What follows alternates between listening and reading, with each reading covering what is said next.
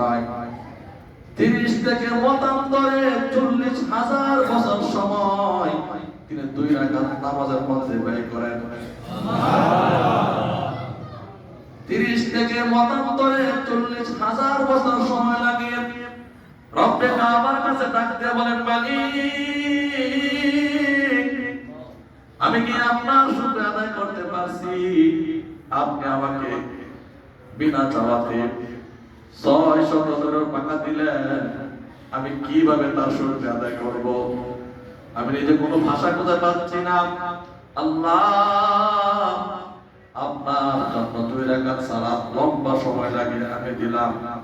রব্বে কাবা আমার জানতে বলেছে, ভাই শুকর হিসেবে আপনার কাছে আমার সালাত পছন্দ হয়েছে কিনা, আর এই শুকর চেয়ে উত্তম ভাবে জমিনের মধ্যে আর কেউ আদায় করবে কিনা সেই বিষয়টা আমার জানার ইচ্ছে ছিল।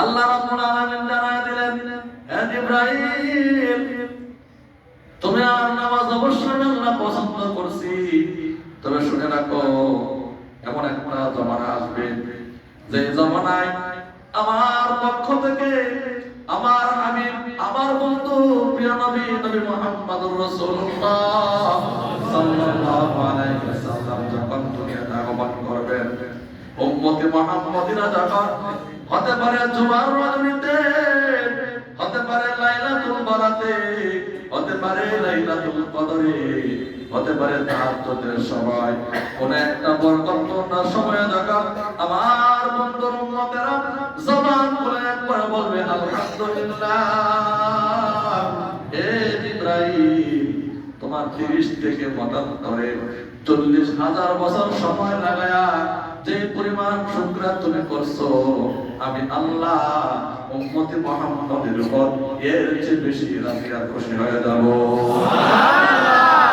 আমার ভাইরা, এই ঘটনা বলার উদ্দেশ্য হলো উম্মতে মুহাম্মাদের প্রতিটা মুহূর্ত, প্রতিটা তাসবিহ, প্রতিটা ইবাদত অতীতের সকল নবীদের উম্মতের চেয়ে বেশি দামি। কথা বলো ঠিক কিনা?